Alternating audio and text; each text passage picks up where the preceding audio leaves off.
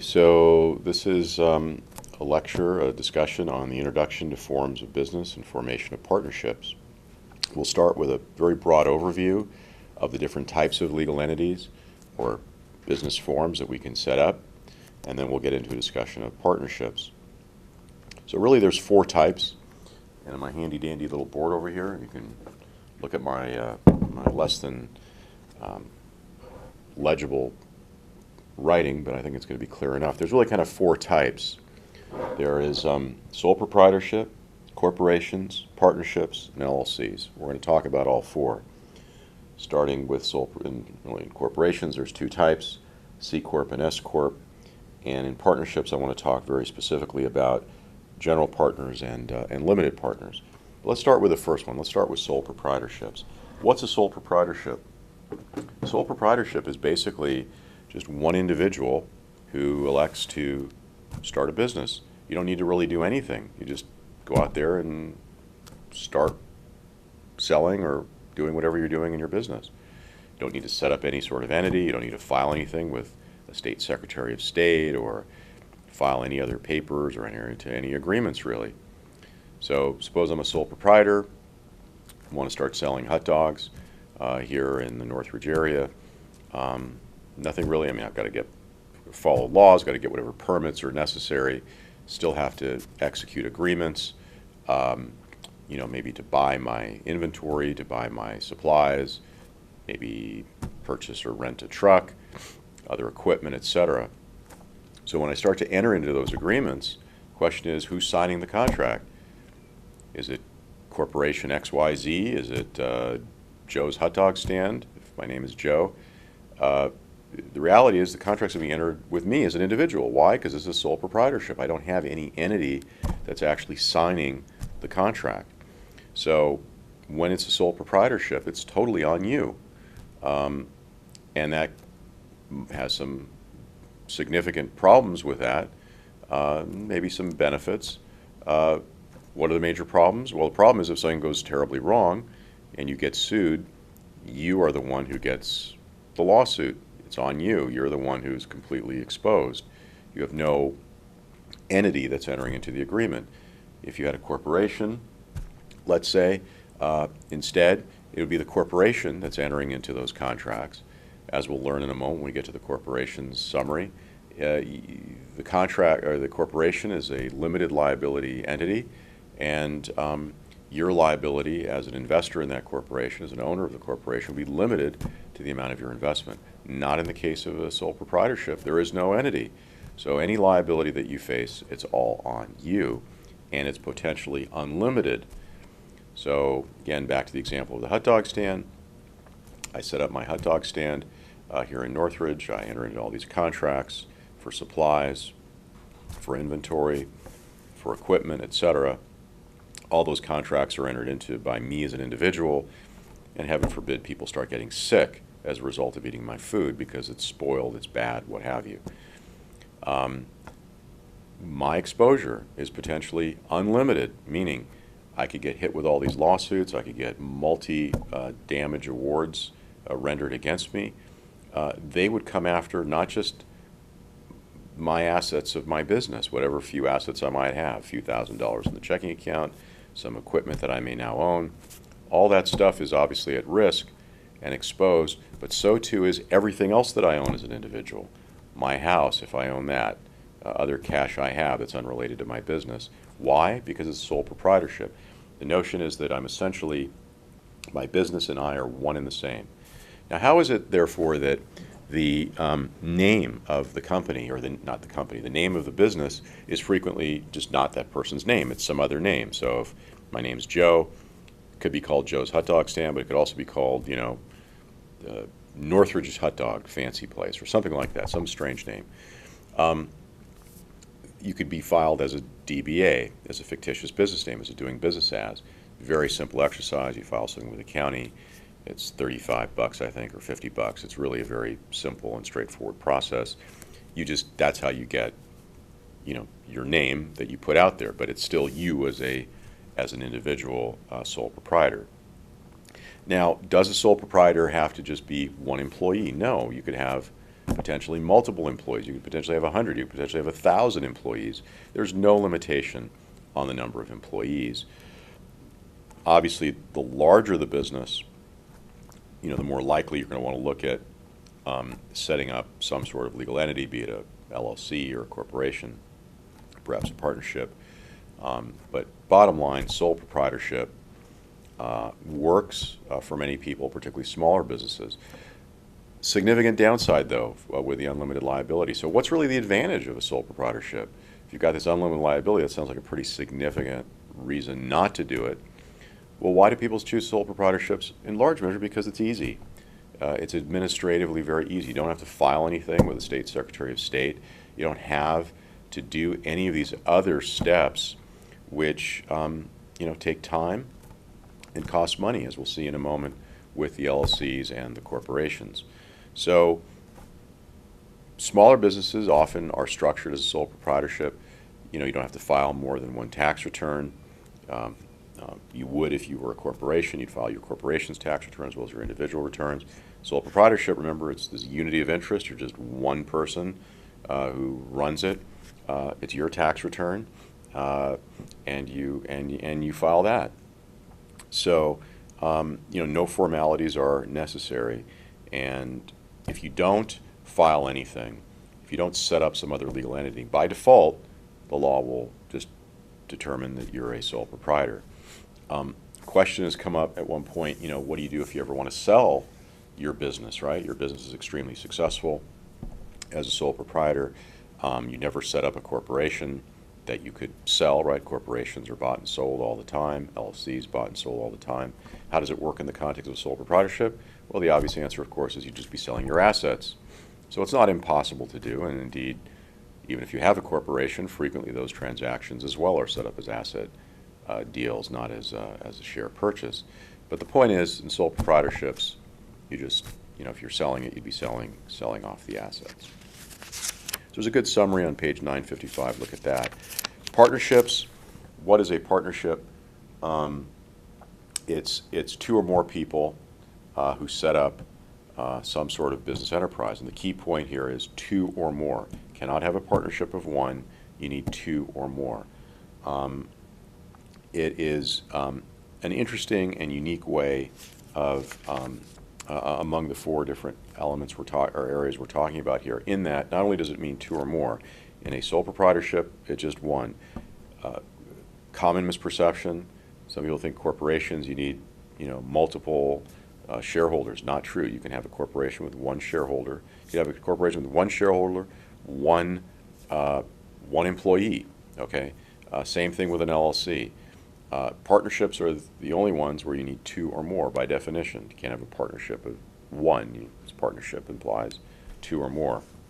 So please bear that in mind.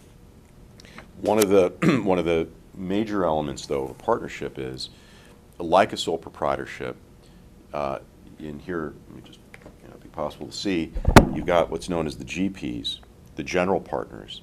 These are the folks who run the partnership. They're responsible for the management of the partnership. With that responsibility comes some serious obligations, most notably the obligation of unlimited liability. Any obligation of the partnership goes to the direct personal liability of each of the partners. So, like a sole proprietorship, you have this risk of unlimited liability, not just the assets that you put into the partnership as a general partner. So again, sounds like it's a pretty bad thing, and it is. So why would people do it? Well, one of the advantages of a general partnership is that it's a pass-through entity, or any partnership. And what does a pass-through entity mean? It means you're not subject to what's known as double taxation. That you're taxed at the partnership level. Remember, you create a partnership, you're creating this legal entity. The obligations, the tax obligations, do not occur at that level. They just occur at the partner level. So in terms of taxes, you don't pay taxes on the partnership, you just pay taxes on your individual returns. You have to file returns for the general partnership. However, taxes are paid only at the individual level. So you're not taxed twice, but once. It'll make more sense when we get to the corporations discussion very quickly, and you'll see exactly what I mean. So, major plus, obviously, of a partnership. It's often why people will try to set up that way because of some significant tax advantage over traditional C corporation.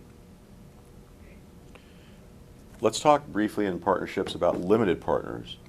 Also want to talk about limited partners. They are two main types of partnerships, and these are really the only two we're going to focus on here. I know the book mentions a few others, but general partnership and limited partnership. The general partnership, we have the general partners as I just described. They have unlimited liability. They're responsible for the management of the partnership. It's a great responsibility. With that responsibility comes the obligation or exposure of unlimited liability in that situation. But there's also something called a limited partnership. In the context of a limited partnership, you then have two tiers of partners. You still have your general partners, but you have this group of folks called limited partners. They have a much different situation insofar as their liability is limited. They still enjoy the same tax benefits. It's passed through for them as well. But as a limited partner, you have also limited liability, which is a good thing. And what does that limitation result in? The amount of your investment in the partnership, or the value of your investment. That's the maximum you could lose if there's ever a problem. Not the case of a general partner, as we determined. Their exposure is potentially unlimited. So limited partners, it's a good place to be. So it sounds like everyone would like to be that. Downside, they're not running the show. It's the general partners who are. They're more kind of passive. They're more kind of silent in the situation. So that's the primary distinction. We'll get into more detail later, but just to kind of give you a flavor, sole proprietorships, general partners, limited partners, overall partnerships, they're pass-through entities, unlimited liability for the general partners. In the case of a limited partnership where there are limited partners, their liability is going to be limited. Again, take a look at 955. It has a good description there. The other thing is, the life of a partnership, lives apart from its owners, so it potentially has an infinite duration. When a partner does die, however, or leave the business, the partnership usually continues. Obviously, if all the partners die, that's a different story, but just because one dies or leaves the business, that doesn't mean that it ceases to exist. Those interests, however, are not freely transferable, meaning they're usually restricted, and that makes sense, right? You don't want people transferring partnership interests. Partnership, think of it as an exclusive club. You're entering into this agreement with someone else.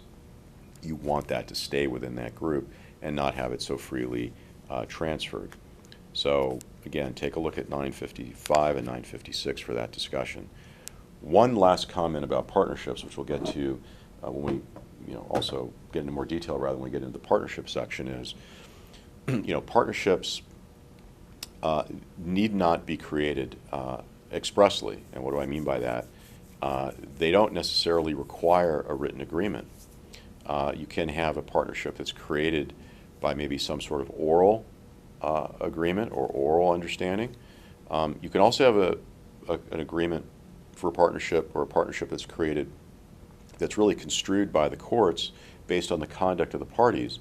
And very specifically, you'll see in the Southex case, which is a very interesting case on page 963, where nowhere did it expressly create a partnership, but based on some language and references in the agreement, not an express partnership agreement, but reference to the word partners or partnering, along with the conduct of the parties, led the plaintiff in the case, Southex Expositions, to claim, no, there's a partnership here. And as a result, we are entitled to a 50-50 split of the profits, because when there's a partnership, that is one of the results. In the absence of a written agreement among the partners, profits and losses are split right down the middle. So there's two partners, those profits and losses split 50-50. Now, if you have a written partnership agreement, whatever the partners put in there is what the arrangement will be. So the partners don't have to say it's 50-50. They can say it's 90-10 or 80-20 or 70-30 or 99-1, whatever the split may be, is what the parties shall agree to. If it's in writing, it's clear, there's no doubt, there's no dispute, you're not going to have a problem. Problems come up when there's no agreement. If there's no agreement, you then look at the conduct of the parties. If the conduct of the parties suggests that there was a partnership, then the courts may impose one. By virtue of the courts imposing one, therefore, what's the outcome? The outcome is a necessity of a split of the profits 50-50, losses 50-50. So it can come up where there's these references to, oh, we're partnering on this, or we're doing this, let's split the profits. Stuff like that, notations like that, comments like that can get you into trouble. We'll get into more detail in the partnership section. So that's sole proprietorships, partnerships. Let's talk now thirdly about what I should have put it number 2 and 3 here, but at any rate, my number 2, corporations. Corporations are the big ticket item. Corporations are the big ticket item in this class, and by that I mean we're going to be spending a lot of time on corporations, in part because it is still probably the most widely used form of business organization. It's been around the longest of all of these that we're looking at. And, well, maybe not sole proprietorships, it's probably been around longer, but among the entities that are actually formed, it's been around the longest. And, it's the one that, for public companies, obviously, the one that is used. So want to go and delve very deeply into the corporation section. But for our initial overview, you should understand the following. Corporations are limited liability companies. And what do I mean by that? They're not LLCs. It's different, meaning they have, however, the attribute of an LLC in the sense that the liability of the shareholder, the LLC, it'll be the member, but the liability of the shareholder is limited to the amount of your investment's value.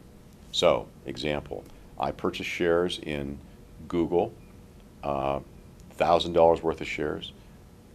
The maximum I could lose under virtually any scenario is $1,000.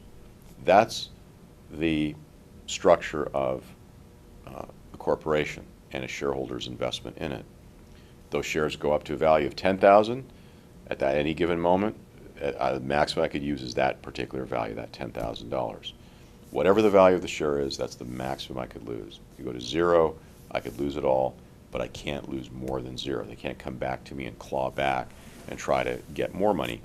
When we get to the corporation section, not now, we'll see some very specific examples where there's some exceptions to that rule. It's called piercing the veil. Not important to understand right this moment, but know that there are potentially some exceptions.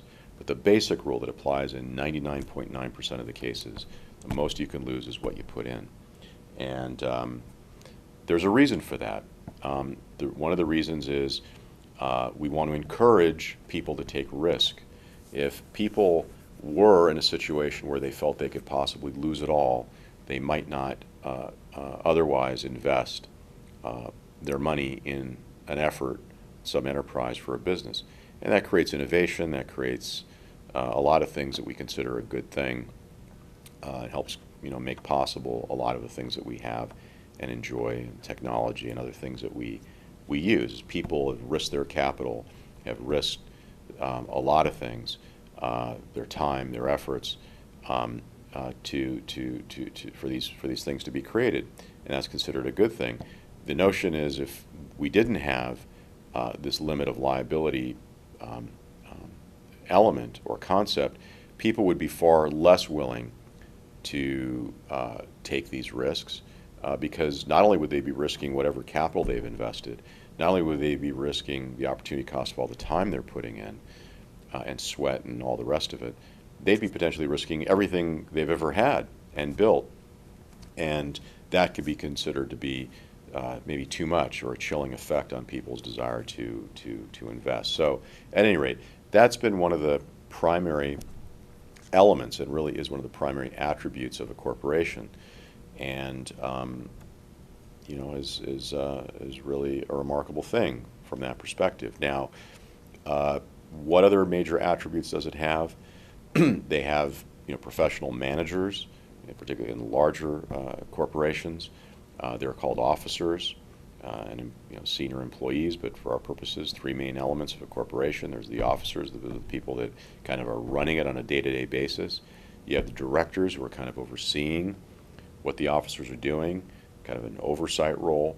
And then you have the shareholders, who are the actual owners, who in theory are the people who actually are running the show, meaning they are the owners. They're called the shots. The shareholders will elect the officers and directors, or at least elect the directors, and the directors may select the officers. But at any rate, the shareholders were at a minimum selecting the directors, and in many cases also for smaller companies, the officers. So it's a lot of stuff we're going to cover in the governance section. There's a lot of very interesting issues that arise from that. Now, within corporations, sounds like a great deal. If you've got a limited liability, partnerships, if you're general partners, you don't have that benefit. Certainly if you're sole proprietorship. So the question is, well, why doesn't everybody become a corporation, even though many, of course, elect to? Well, one reason is that, yes, you may have the limited liability benefits. You don't, however, have certain taxation benefits. If you're a certain type of corporation, if you're a C corporation, there's two major types. There's a C corporation, and there's what's known as an S corporation.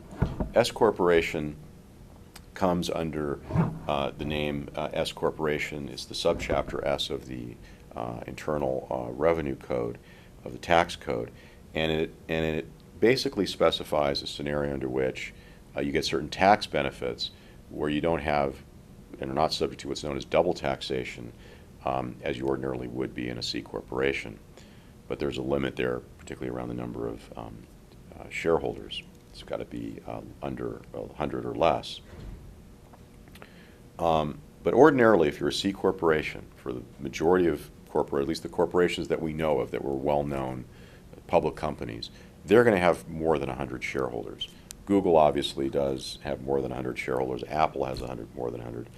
Probably has many millions or tens of millions of shareholders. I don't know, but it has a lot. Let's at least stipulate that. Not 100 or less. So they're C corporations. As a result of being a C corporation, they have what's known as double taxation. So let's just write that down. Double taxation. And what does that mean, double taxation? You're taxed at the corporate level, but you're also taxed at the individual, and that's just SH for shareholder. You're taxed also at the individual shareholder level. So you're taxed not just once, but twice. So what is the effect of that? What is the effect of that system? It essentially means that if, say, the corporation earns $100, say the effective tax rate for federal and state, and I'm just making this up, but just round numbers. Say you've earned $100 at you have a profit of $100 at the corporate level. You're taxed at 20%, right? So what would your tax rate? What would your net to the corporation? It'd be $80, right? Okay. So say you want to distribute that in dividends to both of your shareholders. Well, your shareholders would then have each $40, right? But they too would then be taxed at whatever effective tax rates there were. And I don't know, I don't want to do the math again, but with state, federal taxes, it could be quite significant. So they'd be taxed not just here, arguably, at the corporate level, but also at the individual shareholder level. So imagine instead if you had a situation in which you didn't have double taxation.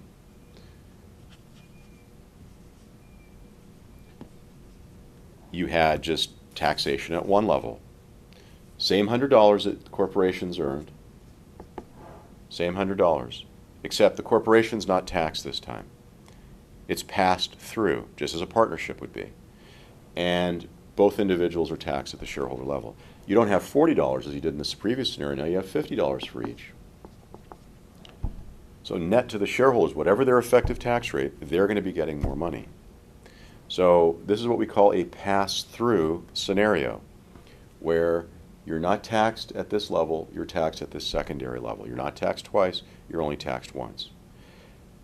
It's exactly how a partnership is set up. And as we'll see also, is also how an LLC is set up. But that's also how an S corporation is set up. S corporations are passed through. C corporations are not. Huge benefit if you're an S corporation, therefore, from a tax perspective. Again, why wouldn't anyone in their right mind want to be set up as an S corporation?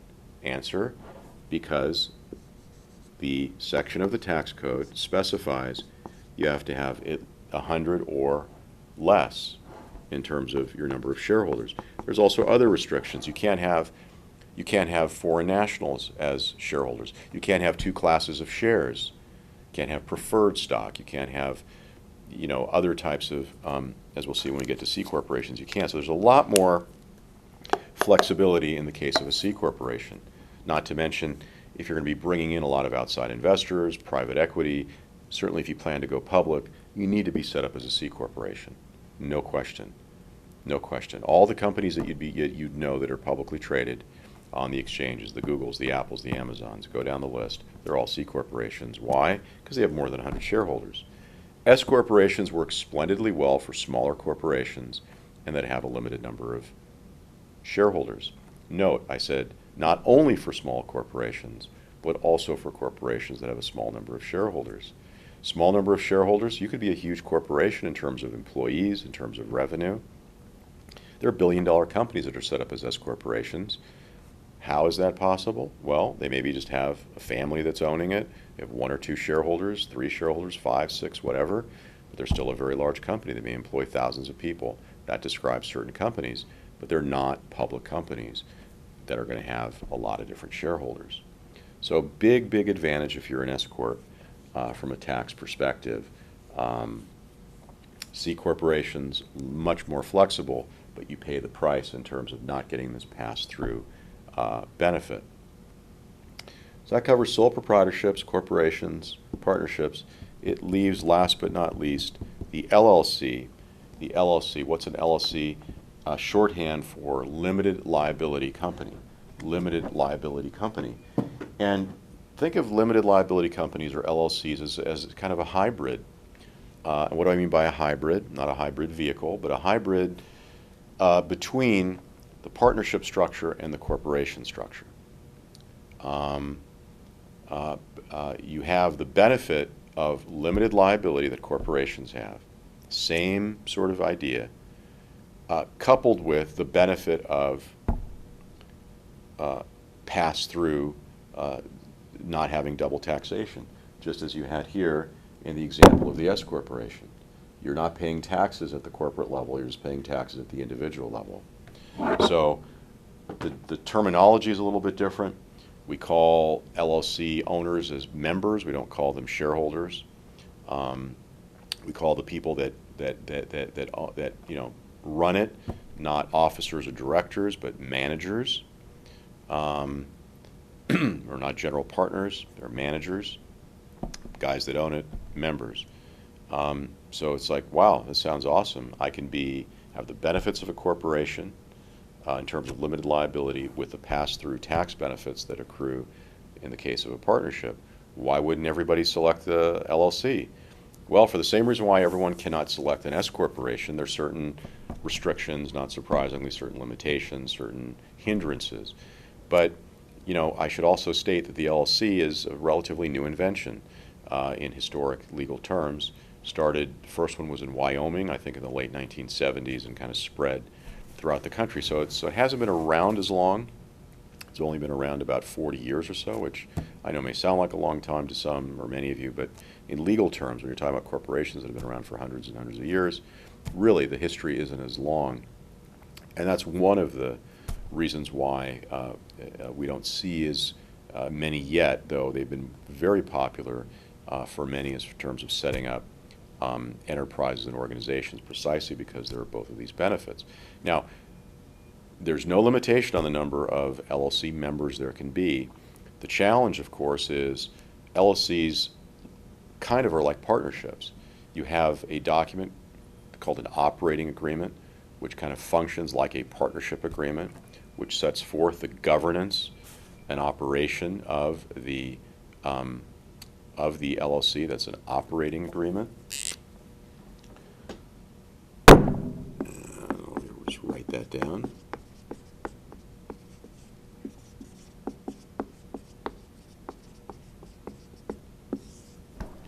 operating agreement, functions much like a partnership agreement, and it governs, sets forth the governance and operation of the management of that LLC. The challenge with the LLCs really are a couple-fold. The first is precisely because you need to keep adding members every time you bring on new partners, or new members, I should say, it can get a little unwieldy or a little cumbersome. Corporation, it's much easier. Shares, in the context of a C corporation, are freely alienable, transferable. Not the case with LLC member units. Likewise, not the case with partnerships, membership interests. So, it's a little more challenging in that regard. When you start to think of adding more people, it gets to be a little more cumbersome, or a lot more cumbersome. So that's one significant limitation. So when you're talking very concretely about bringing in outside investors, private equity, going public, you're not going to see an LLC structure. It'll be a C corporation structure in all likelihood. So that's one limitation. The other is, as I noted earlier, it's a relatively new invention. And that means, in legal terms at least, and that means what? As we know from sources of the law, a lot of what we do, we rely on case precedent, we rely on the stare decisis, and there's not a lot out there, or there's less out there. Corporation law, by contrast, has a much deeper history. So businesses like an element of reliability, of consistency, and there's just less of that in the context of LLCs. So that's another maybe limitation or reason why people might be a little more reluctant to set up that way. But again, a perfectly acceptable way more and more companies are doing it. For certain types of businesses, for certain types of investments, it's a good way to go. Historically, people would set up partnerships, for real estate investments, owning and operating shopping centers, that sort of thing. More routinely, you're going to see that set up as an LLC these days. So those are the four main types I want to cover here. I know some others are mentioned, like professional corporations. I'm not going to really worry about that, not going to be as relevant for this class, but stuff like law firms, accounting firms, that sort of thing is what, some special requirements, but we're not going to cover those here. Likewise, LLPs, or limited liability partnerships, don't worry about that. Main thing we want to talk about here is the four that are outlined here: sole proprietorships, generically partnerships, and within that, just no general partners and limited partners. Third, corporations, two types, the S corps and the C corps, and fourth, sole proprietorships. Page 959 has really an excellent chart summary on sole proprietorships, partnerships, limited partnerships, corporations, S corporations, and LLCs. Look at those. It talks about how they're formed, their duration, how they're managed, liability, how you can transfer ownership interests, and federal income taxation. I've touched upon a lot of these, but this is a very good summary and incorporates and includes some other things we did not discuss. But please read that. You'll be held responsible for it. Again, not focused on limited liability partnerships or LLPs, nor are we focused on limited liability limited partnerships or LLPs. Exclude those, but all else, all the others, please do review and understand. Okay, so partnerships. Partnerships have been around. The concept of a partnership has been around for a long time, at least in a colloquial sense, recognized in the 17th century under English common law, and came to the U.S. When the country was founded. There's something called RUPA, Revised Uniform Partnership Act. Again, remember, all all partnership law is state law, effectively. So you should understand and know that we can't study each of the 50 states, obviously, in detail. So it's a textbook, a national textbook. So we're using RUPA, which is a standard that's been set by the Revised Uniform Partnership Act, and which a lot of the states have adopted, most of the states. So that's what we're sort of studying as far as the textbook answers. The various cases we're reading are obviously going to reference the specific statutes of those particular states. I'm not going to test you ever on, describe the partnership law in Montana. Who cares, right? When we read a Montana case, as we will with Brevig, it's only to highlight some basic principles. That's the purpose for studying those cases and no other. You're going to be tested and designed to understand the general principles, and the general principles are going to be set forth in RUPA. Likewise, same sort of notion for LLCs under RULCA, the Revised Uniform LLC Act. Okay, so partnerships, some basic, notions. How do you create one? No formalities are required. As I said, you can agree to that orally, and it can be based on the conduct of the parties, as we saw in the Southex case. It's an association of two or more people. Again, the key is two or more. You can't have a partnership of one. And it's really, the notion of carrying on a business. There's this notion of, co-ownership. You're sharing in the profits. If there's no statement in a partnership agreement, you default to the default rules in RUPA. What does RUPA say? You split it 50-50 if there's two partners. If there's three partners, you split it 3 ways. If there's 4 partners, you split it 4 ways, evenly. Same thing with the losses. You make a contribution to the partnership. The contribution to the partnership, if you're a general partner, say, could be capital, could be money, it could be not just that, however, it could be some equipment, some property, physical or real property. It could be some skill or expertise or service that you have. That is, how these things typically work.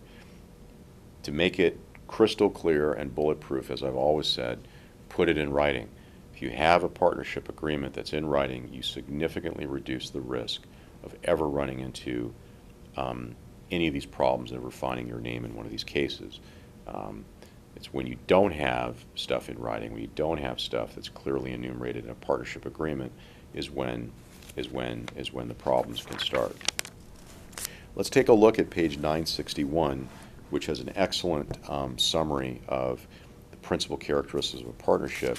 There's also some other elements on 963 and Figure 3 that I want to discuss, and then I want to go over Southex and also a few other things, including a few of the problem cases. Okay, so principal characteristics of partnerships under RUPA. A partnership can be created with no formalities. It just needs 2 or more people, and it's only an idea of getting the parties to agree to own and conduct business together in order to create a partnership. Partners have unlimited liability for the obligations of the business, as we discussed. Each partner, merely by being an owner of a business, has a right to manage the business of the partnership. So if you're a general partner, you have a right to manage the business. You're an agent of the partnership. You're an agent of the partnership. And we've talked briefly about agency, and we've going to have occasion to talk about it more throughout the semester. But it is important to, I think, highlight a basic fact here. You have the basic notion of the principal and of the agent. The agent acts on behalf of the principal. If you're an employee of a company, the company is the principal, you are the agent. You're acting on their behalf. What does that mean? If you screw up, if you mess up, if you make a mistake, if you commit some kind of a tort, if you're acting within the scope of your employment, meaning, it's a Tuesday, you're at the office, you're doing work, and you do something that causes harm to others, you create some act of negligence by some failure to act or some act on your part, that liability flows to your employer, to your principal. If you do it at home on a weekend, when it's not work-related, obviously no connection to work, you're not acting within the scope of your employment, the principal, your employer, is not going to be on the hook for anything. But acting within the scope of your employment, the agent is going to be responsible, the principal is going to be responsible for the act of the agent. What do you do in the context of, what do you do in the specific context of the partnership, who is a principal and who is an agent? Well, interestingly, in the context of a partnership, each of the partners are agents of the others. So what do we mean by that?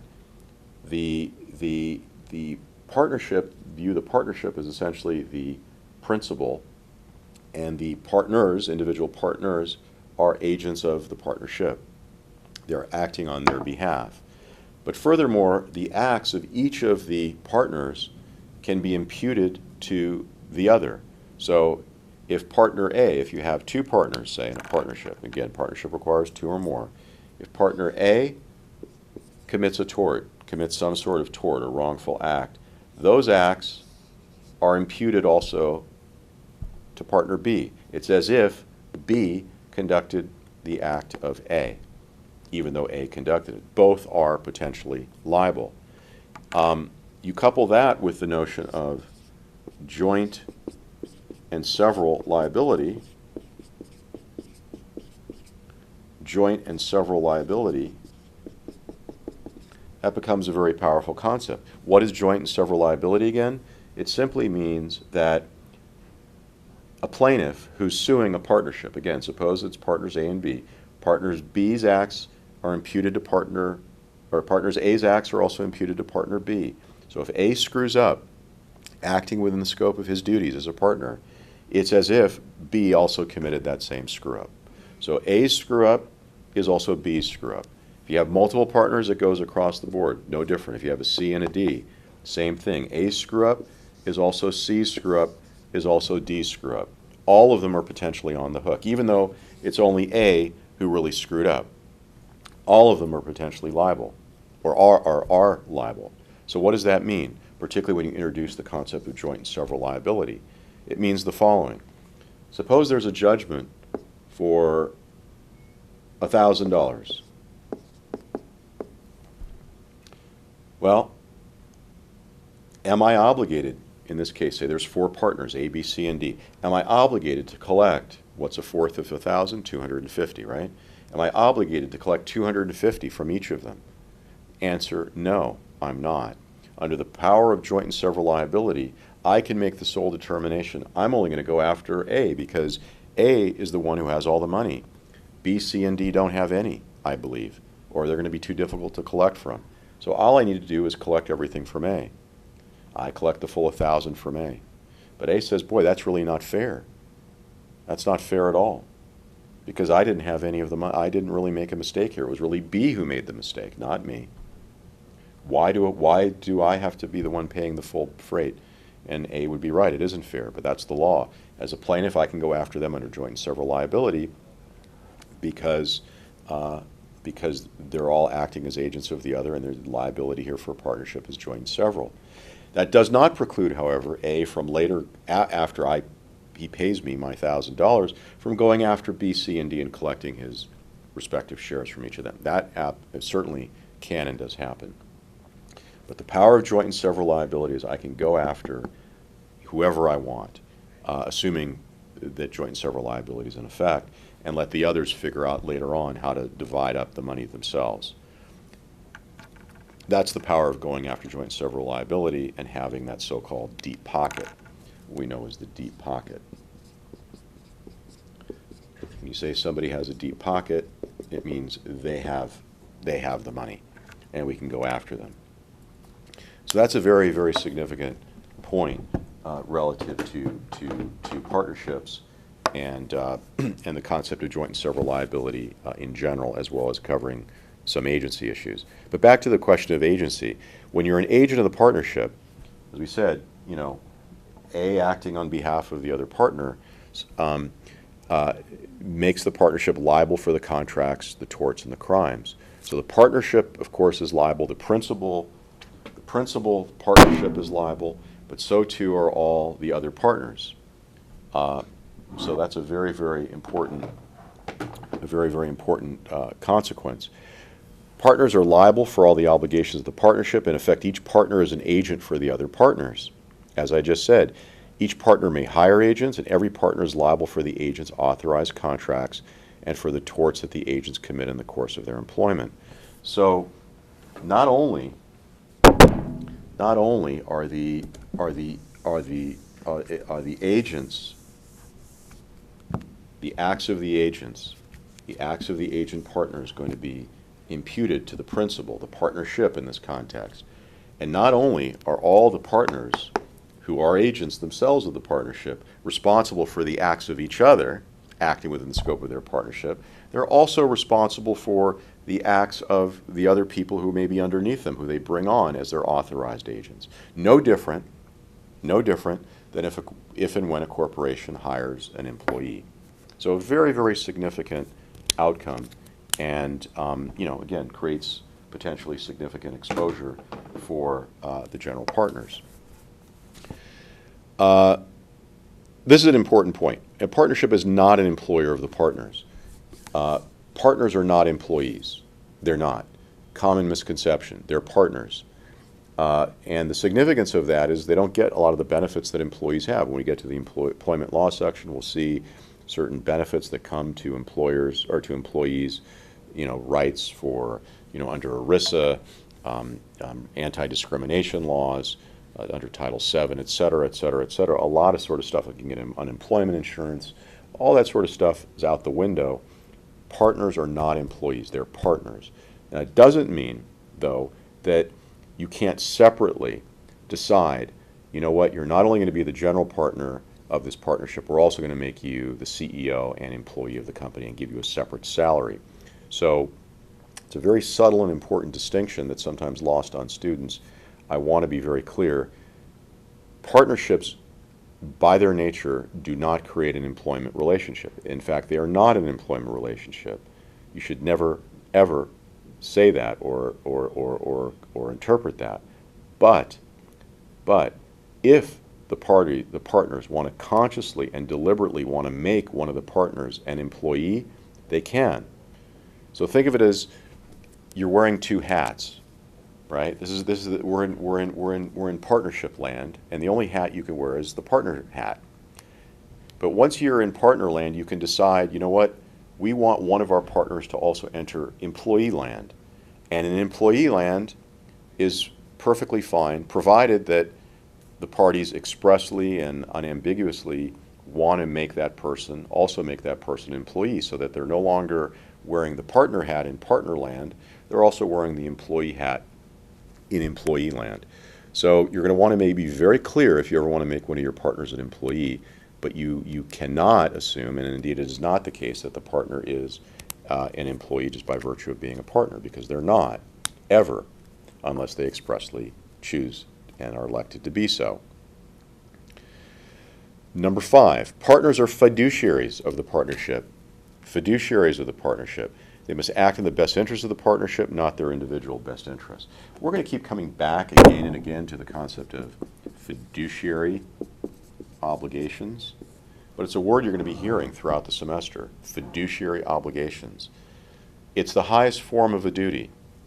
It's that duty which requires you to not act only based on some reasonable standard of care, as we learned in torts. Okay, that's the basic standard of care, to act as an ordinarily prudent, reasonable person would under certain circumstances, or those circumstances which are being judged. No, this is different. This is a situation where you must act as a fiduciary. You must act by placing the interests of the company, of the partnership in this case, above your own. It's the highest form of a duty. It is a duty. Okay?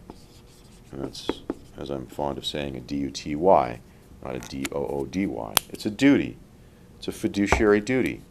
It's the highest duty available under the law for these, in this context. And it means you're placing your organization, in this case your partnership, above that of yourself, of your own interests. And it's a duty we're going to see comes up in the case of a corporation. An officer of a corporation, you're a CEO, right? You're a director of a corporation. You are a fiduciary. You must place the interests of the corporation above your own. And that has a lot of different implications. But the significance here, and all we really need to cover at this point, is the following. Partners are fiduciaries of the other. you must place the interests of your partners and the partnership above your own. You are a fiduciary. It's a big deal. Number 6, the profits or losses of the business are shared by the partners, who report their shares of the profits or losses on their individual tax returns. Again, it's a pass-through entity, as we talked about. Partnership does not pay federal income taxes. So again, huge benefit of structuring as a partnership. No taxes at the partnership level. It's passed through. It goes to the individual partners. Like any other legal entity that's set up, an LLC, corporation, no different. Partnership may own property in its own name. A partnership can sue or be sued in its own name. And the partners may also be sued on a partnership obligation. A partner may sue her partners during the operation of the partnership. Unlike a corporation, partners' ownership interests is not freely transferable. You can't just easily transfer, as we discussed. Generally, a purchaser of a partner's interest does not become a partner, but is entitled to receive only the partner's share of the partner's profits. So you can conceivably, you can't transfer the partnership interest itself, but you can potentially transfer the proceeds and benefits of being a partner in that partnership. So, for example, if you have, say, 10%, you own 10% of a partnership, and that 10% ownership usually throws off, say, $100,000 a year. You can't transfer the 10% ownership interest to somebody, but you conceivably can assign or transfer that check for $100,000 that comes every year. Okay, so important difference and distinction and maybe way to get around it. Generally, a partnership has a life apart from its owner. If the partner dies, the partnership, as we talked about, usually continues. Let's take a look at page 963. Here again reiterate some of the concepts we talked about. You share in the ownership of the business. For example, you want to bring an employee into your business, which is worth $250,000. You and your employee conduct your affairs like partners. Your employee will become your partner and own half of your business. So you got to be real careful. And there's a Pizzaville case, problem case at the end here, which hopefully we'll have time to cover. It's a very interesting one and a good one. But you got to be real careful in the words you use. Just as in the SouthX case, which we'll get to in a second, you got to be careful in how you use the word partner and how you conduct your interactions with each other. Be very, very careful in how you bring folks on and how you label it, because you could get in a situation where a court will say, no, there's a partnership here. And then you're in a situation where you have to share the profits, and you want to avoid that. But in the absence of an agreement, courts will just 50-50, there are two partners, split the profits down the middle. You have to share in the management of the business. Your partner must be allowed to participate in management decisions. Your partner is an agent of the partnership. You're liable for your partner's torts and contracts made in the ordinary course of the business. You have a fiduciary duty to your partnership and your partner, such as duties not to compete with a business, not to self-deal, and not to disclose confidential matters. So we talked already about this fiduciary duty, about this highest obligation. What does that entail? You got to place your interests below the interests of the partnership. Your partnership interests are above the interest of your own. But it also means some basic common sense stuff, like you're not going to compete with your business. If you're a partner in a business that manufactures widgets, you're not going to also be a partner in a competing business as a general partner for that same widget manufacturing. That would be deemed to be in competition, be violating your fiduciary duties. You'd be placing what may be or will likely be your personal interests above that of the partnership. That would be a clear breach of your fiduciary obligations. Likewise, self-dealing. You'd be in a position where you're somehow benefiting yourself in a transaction at the expense of the partnership. You're selling stuff to the partnership. Say you're a general partner in the partnership. That partnership is your construction, and you're selling all the building materials to that partnership yourself as your separate business, and you're also marking it up 10%. You're benefiting hugely at the expense, actually cheating your partnership. That would be a classic example of self-dealing, a breach of a fiduciary duty, to say the least. Not disclosing any confidential matters. You shouldn't be doing this anyway, but that would clearly be a breach of your fiduciary obligations if you violated those elements of confidentiality. And as we've talked about, of course, you have that unlimited personal liability for the obligations of the partnership. All right, let's talk a little bit about SouthX. SouthX. This involved REBA, which was an association of home construction companies, and SouthX exhibitions. They originally made an agreement together. We'll call it REBA and call SouthX, which also I guess is known as Sherman Exposition Management, or SEM. And SEM is just a show promoter. They own and produce these shows. And REBA, which is an association, wants to go out there and promote their association. They're not a professional sponsor or show promoter.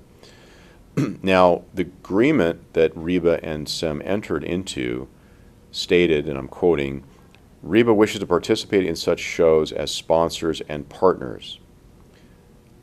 Sponsors and partners. Now, the word partners is what got them into trouble, even though it wasn't really a partnership agreement.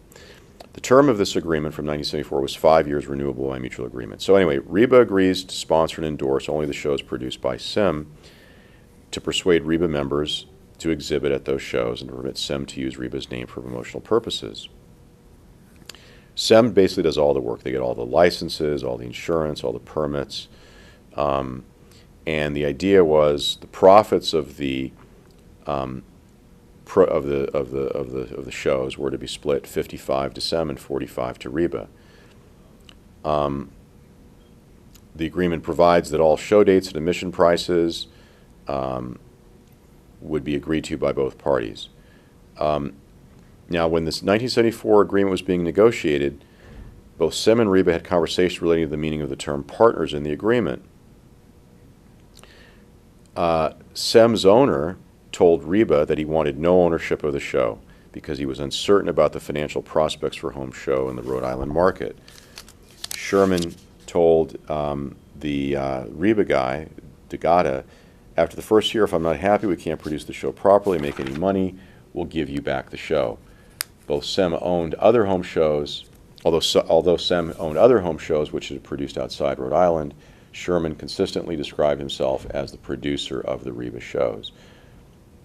So, fast forward 20 years later, SouthX Expeditions acquires SEM under the 1974 agreement.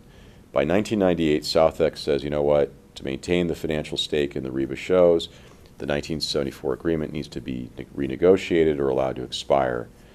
And REBA says, no, we're not happy with your performance, SouthX, and eventually enter into a contract with another producer. SouthX then sues REBA, trying to prevent them from entering into this other agreement, on the grounds that that original agreement from 1974 established a partnership. SEM and SouthX, SouthX argues REBA breached their fiduciary duties by dissolving the partnership and allowing the appointment of another producer, right? How could they do that? We have a partnership. You have a fiduciary obligation. You can't work with somebody else. It's a conflict of interest. You're sharing confidential information, et cetera, et cetera.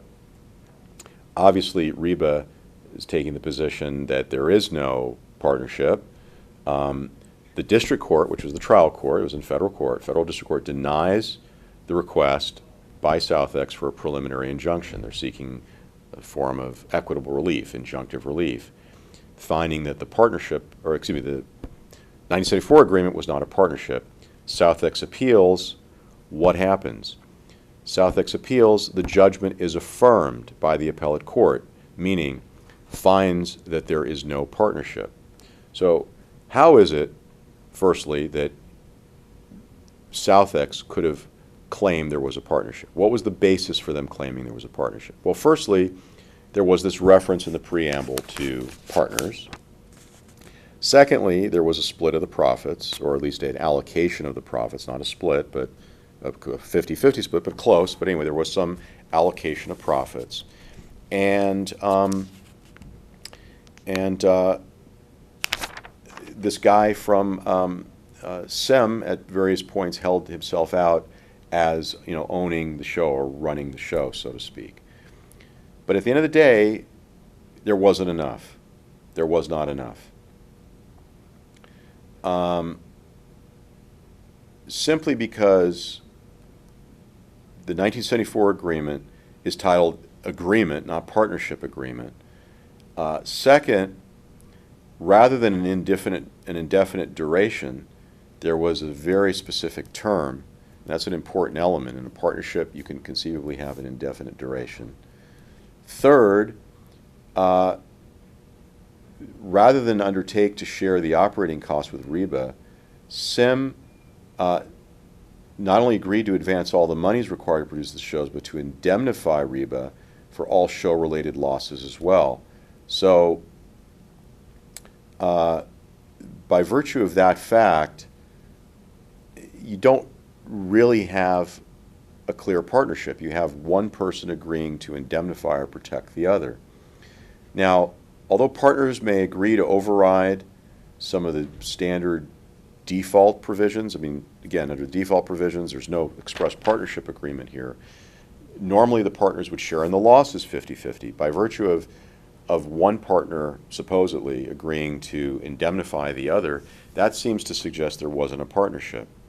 Again, had there been a clear partnership agreement, this provision for indemnification would have been more likely to be accepted. But because it was unclear whether there was a partnership to begin with, the very fact that one of the parties agreed to indemnify the other for loss suggests that there is no partnership. Because ordinarily, what? A partnership, the parties split the losses as well.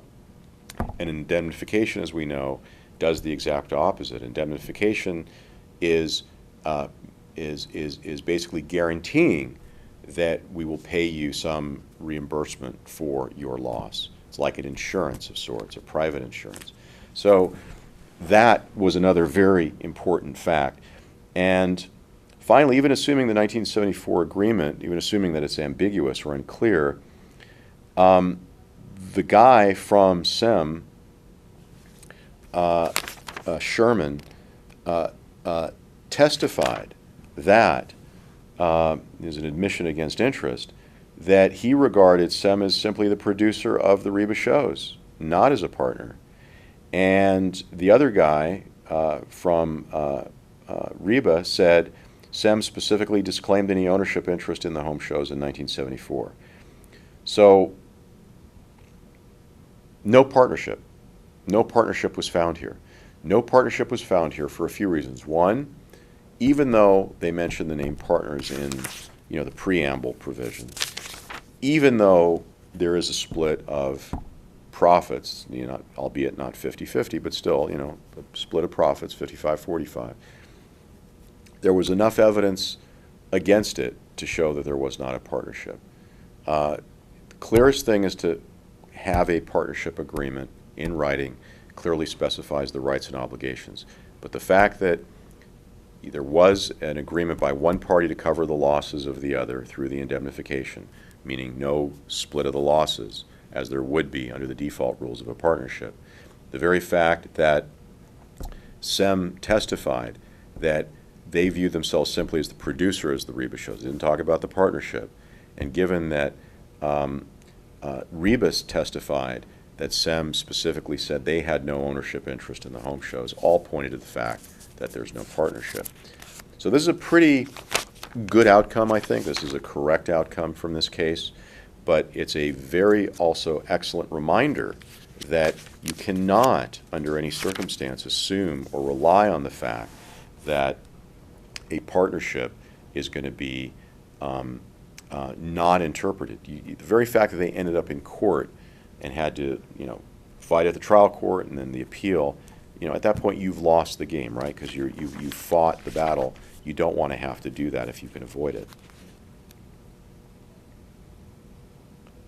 So moral of the story is, don't use the word partner in an agreement, or don't use it in references anywhere. Use other terms like collaboration or strategic alliance or some other synonym that can be substituted for it. Do not use the word partner if you don't actually intend to create a partnership. And in any case, regardless, put it in writing. Put it in a clear document that the parties can utilize and point to. Okay, let's talk a little bit about purported partnerships. That's where two persons who may not appear to be partners, in fact are, in the eyes of a third person, actually are partners, may appear to be partners, and the standard there on 965 is person who purports to be or consents to be represented as a partner of another person or partnership, a third party who relies on the representation, and a third party who transacts business with that individual. And the three elements are highlighted on 965 and 966: purporting to be a partner, reliance and resulting in a transaction with a partnership, and then the effect of that. So please read that on your own. I will not go over it here, but the significance of this overall big picture is to protect those people who may have the impression that those people over there acting are partners when they're not. So for example, if I go to a law office and I see the sign that says, Jones and Smith, I get the impression that Jones and Smith are partners because they have a sign that says Jones and Smith and they're sharing an office. But let's just say in reality, Jones and Smith are not partners. They have no partnership agreement. They don't share profits. They don't split losses. They're just sharing office space. But to me, the general public walking in, they have business cards. I have the general impression that they're partners. So if I go and I speak to Jones, I think that Jones is Smith's partner. Well, that could be very significant because if I enter into discussions with Jones, I rely on Jones's advice. Jones proves to be offering bad advice and committing malpractice. I then go back and sue Jones and realize Jones has no assets, but Smith does. So I try to sue Smith, and Smith says, I'm not a partner of Jones. Why are you suing me? My theory would then be, but no, you guys were purported partners. I relied on the belief that that was the case. And those three elements, persons purporting or consents to be represented as a partner to another person by virtue of having that business card, having that signage, that's what you held yourselves out as. I relied on that representation, and then I actually transacted business on that. Those three elements on 965 would then be met. I'm entering into that agreement with Jones because I'm relying on the belief that Jones and Smith are partners. I sue Jones, no assets. I then sue Smith. Smith says, I'm not a partner of Jones. I say, tough luck. You're a purported partner. I relied on that. I conducted this transaction. I can then sue Jones to recover. Why? Because even though there's no partnership, we know that partners are liable for the acts of the other partners under basic agency law. Therefore, under a theory of purported partners, I have the ability to recover against the solvent person, Smith, as well as not just having to seek it against Jones. So take a look at that. Partnership capital, partnership property, some examples. McCormick v. Brevig. This is a very important and interesting case. I'm going to stop right here, and we'll pick up with McCormick v. Brevig, as well as the Pizzaville case, problem case, which I want to go over, as well as duties of partners and their duties to each other, as well as LLCs, and that would be a good place to stop. But I think right here is probably a good element. So that's it for partnership for now. We'll pick up partnerships on the next tape. Thank you very much.